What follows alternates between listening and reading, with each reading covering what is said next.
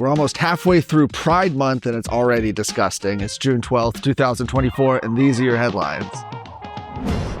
Well, with LGBT Pride Month continuing, the group Arlington Pride hosted what they called a family-friendly celebration of sexual identities that featured sex-themed merchandise and scantily clad drag queens.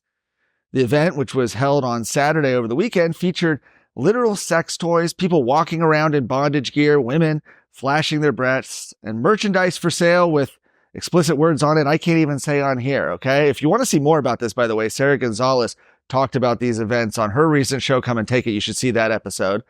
Multiple organizations, including Frank Kent Cadillac of Arlington, AMM Political Strategies, Charles Schwab, Lockheed Martin, and the Help Center for LGBT Health and Wellness sponsored the explicit event. Texas Family Project members who attended shared video evidence of performers wearing scanty clothing that revealed their body and children walking around viewing the explicit merchandise. Members of the DFW Sisters of Perpetual Indulgence were also in attendance. That group is known to masquerade as nuns while mocking Christian symbols and traditions.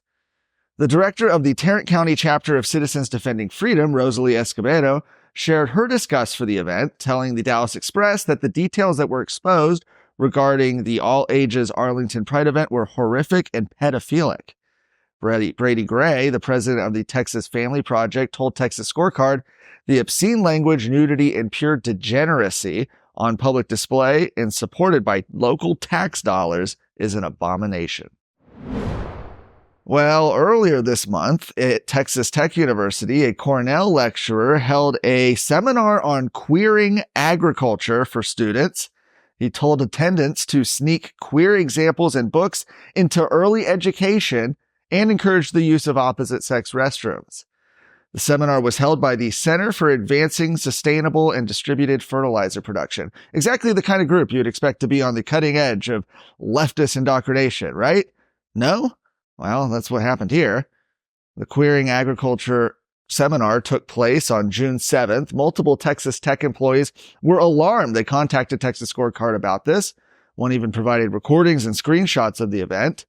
The presenter, Andrew Sheldorf, and his drag queen persona, Tilia Cordata, have made the news before.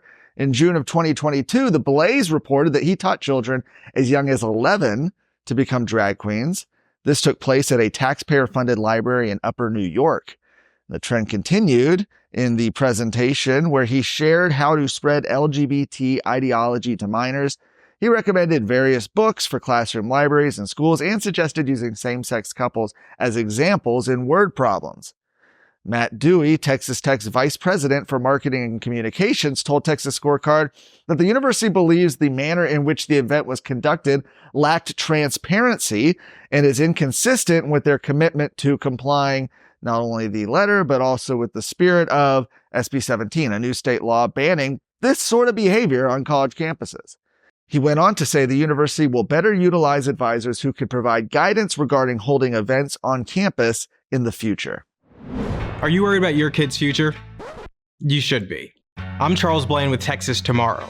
This is a show where we're going to talk about the issues and the people that are pushing the policies that concern your family, your home, and your kids. Catch Texas Tomorrow every Thursday.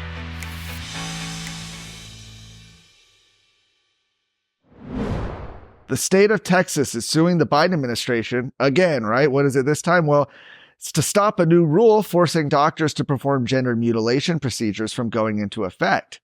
Specifically, Attorney General Ken Paxton, along with the state of Montana, filed the lawsuit against the U.S. Department of Health and Human Services, as well as others in the Biden administration. The new rule adopted by HHS aims to force states to pay for gender mutilation surgeries through Medicaid programs and would require doctors to carry out gender surgeries regardless of any state law against the practice, like we have here in Texas. Effectively, the rule would seek to defund healthcare providers nationwide who refuse to perform sex mutilation surgeries. Texas has, of course, been fighting back against this permeation of radical gender ideology. For example, following an investigation into Texas Children's Hospital last year, it revealed that the hospital was continuing to administer puberty blockers to children after it said it would stop. The state passed a law confirming that these abusive medical procedures are indeed illegal now for children.